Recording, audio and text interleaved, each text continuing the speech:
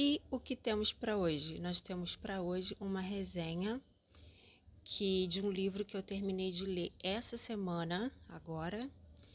E que livro que é esse? Esse livro não está aqui comigo. Eu queria muito estar com ele aqui agora, na minha mão, para poder mostrar, mas não é meu. É um livro da biblioteca onde eu trabalho. Então, eu já deixei o livro lá. Lá no meu Instagram de linguagem e literatura, que eu vou deixar aqui na tela também para vocês saberem qual é, nos stories eu já falei essa semana um pouquinho sobre o livro. Falei em duas partes, tá bom? Eu fiz uma prévia da resenha em parte 1 e parte 2. A resenha escrita eu ainda não fiz e quando eu fizer eu vou postar no meu blog Escrevendo-me.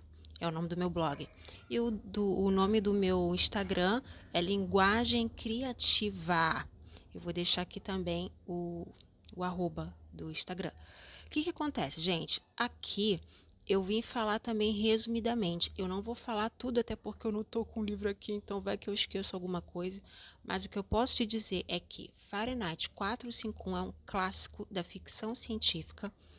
É ficção científica, mais precisamente uma distopia. O que é uma distopia?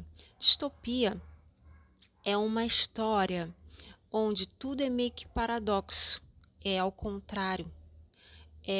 Distopia é muito comum em sociedades de regime totalitário. Vocês já devem ter visto algum filme de distopia por aí, tá? Por exemplo, é onde as pessoas não podem beber água, é onde a polícia, em vez de prender, ela é presa, é onde as coisas são meio que, sabe, ao contrário, é tudo de ponta cabeça, né? E sei lá, vai que o mundo mesmo de verdade está virando uma distopia, a gente não sabe, né? Bom, então eu vou falar basicamente sobre os personagens, sobre o contexto social, tá? Histórico-social da narrativa. Eu vou falar um pouquinho sobre a ambientação, tá bom? Vou falar sobre o tempo e vou falar sobre a lição que a gente pode tirar da história, qual é a aplicação, qual é a comparação que a gente pode fazer de Fahrenheit 451 com a nossa sociedade. Antes de mais nada, eu vou falar, e geralmente eu gosto de falar isso nos meus comentários e resenhas de livros que eu li, como foi que eu conheci o livro, por que eu resolvi ler esse livro. Então, é o seguinte, Fahrenheit 451, eu já tinha ouvido falar desse livro num curso online sobre contos. Eu fiz um curso de contos, tá? Na verdade, um curso de acesso vitalício, eu ainda tenho acesso a esse curso. E quando eu quero, eu vou lá e dou uma olhada nas aulas. E a professora de contos, ela estava falando a respeito de alguns autores, dando exemplos de alguns contos de ficção científica, e ela citou o Ray Bradbury. Ela citou o Ray Bradbury como um grande autor de contos de ficção científica, mas ele também é um romancista. Inclusive, Fahrenheit 451 não é um conto, é um romance de ficção científica. Então, eu ouvi falar sobre o Ray Bradbury, ouvi falar sobre Fahrenheit 451. Inclusive, eu cheguei a assistir o início desse filme. Gente, vocês sabiam que Fahrenheit 451 tem em filme no YouTube? Tem em filme. Ele é antigo, tá? Eu acho que é da década de 70, 60, 70, que foi gravado, se não me engano. Mas tem, existe. Quem sabe aí eles criam uma nova versão, porque criaram uma nova versão, né? De Admirável Mundo Novo. O 1984 também tem forma de filme. Então, enfim. Mas eu nunca tinha visto o livro. Até que eu comecei a trabalhar esse ano numa biblioteca escolar. E tá lá, eu tô lá no meu serviço, de boa. De repente, o que eu vejo na prateleira? Fahrenheit 451, Ray Bradbury. Gente, quando eu vejo isso, que eles têm Fahrenheit 451? Na hora, vou ler esse livro. Peguei o livro, vou ler. Separei para ler, mas é claro, né? Separei assim, separei na minha cabeça, né? Porque eu não trouxe o livro para casa, eu deixei o livro lá na biblioteca. Inclusive, eu fui ler Amor e Gelato primeiro, já tinha visto Fahrenheit e fui ler Amor e Gelato. Tá bom. Aí agora, tipo, coisa de um mês, 2 meses, é que eu resolvi ler o Fahrenheit 451 antes que o ano acabe, né? Antes que o ano acabasse.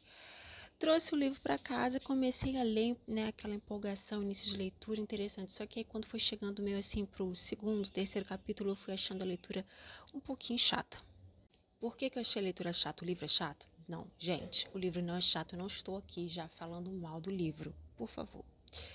É porque tem muitas, como é que eu vou dizer? O Ray Bradbury, ele capricha muito na linguagem. Eu nem sei te explicar que tipo de linguagem é. Não é linguagem erudita, tá?